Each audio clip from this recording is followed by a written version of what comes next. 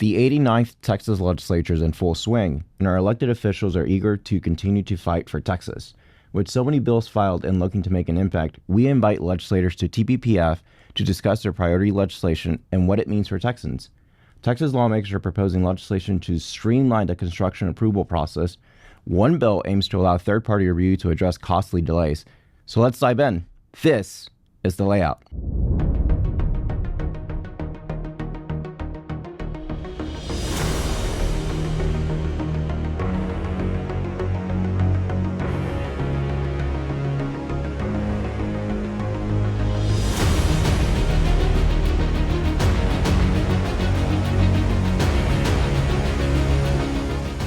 I'm Jose Melendez, Campaign Director of TPPF's Taxpayer Protection Project.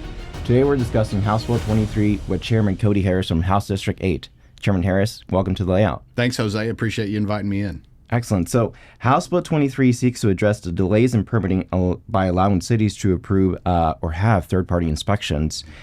Many Texans want to see the cost of housing go down. It is said that, these permitting delays adds about 25% to the final sales price of a home. Can you tell us what sparked a need for this legislation? Yeah, so if you back up to last session in the 88th, I filed a bill that amended the shot clock. Originally, you had a 45-day shot clock that if a city took longer than 45 days to approve development documents, then this bill allowed that developer to go hire a third party to conduct the review themselves. And so, lo and behold, cities figured out ways around that. Mm-hmm. And so what we're doing this time, and there's still examples of pretty egregious violations. Some cities taking up to 2 years just to intentionally delay development. And as you just pointed out, those delays really do translate to higher costs for the end consumer. And so what we're doing is giving developers the opportunity to just completely get the cities, the regulators, the bureaucrats completely out of the way by hiring third-party inspectors to go in and do the job of the city.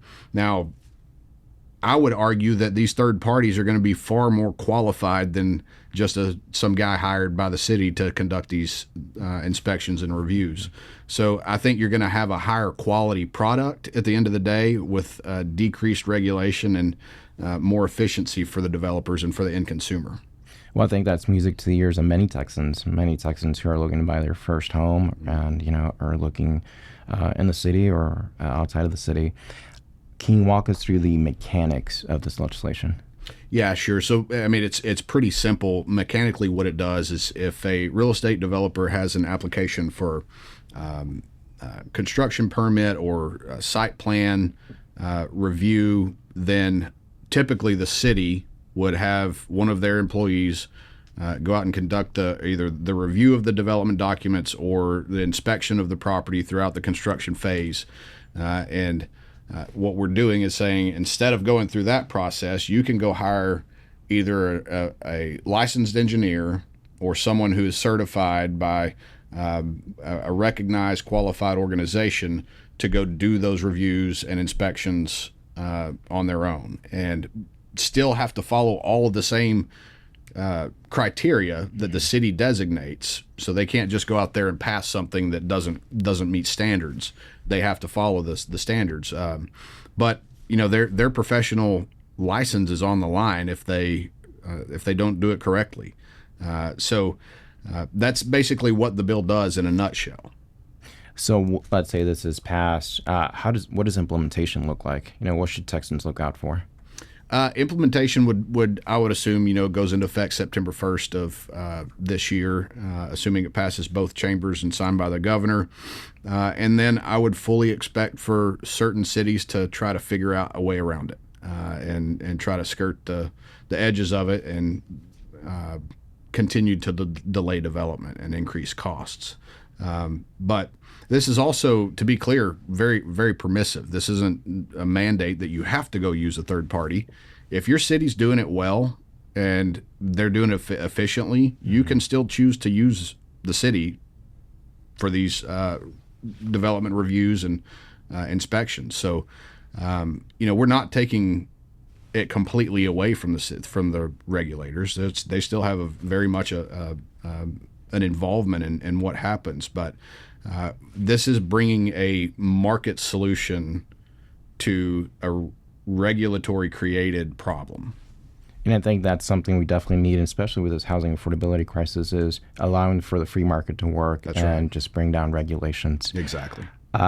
So some people say, specifically city officials, that this undermines the input of municipalities and just further grows the state, more control and more power to the state. How would you respond to those folks? I would say that it doesn't give more power to the state at all. It gives more power to the people and the consumer. I think this is the way the government is supposed to operate. We're not supposed to be there to be a hindrance, whether you're at the city, county, local level, or at the state.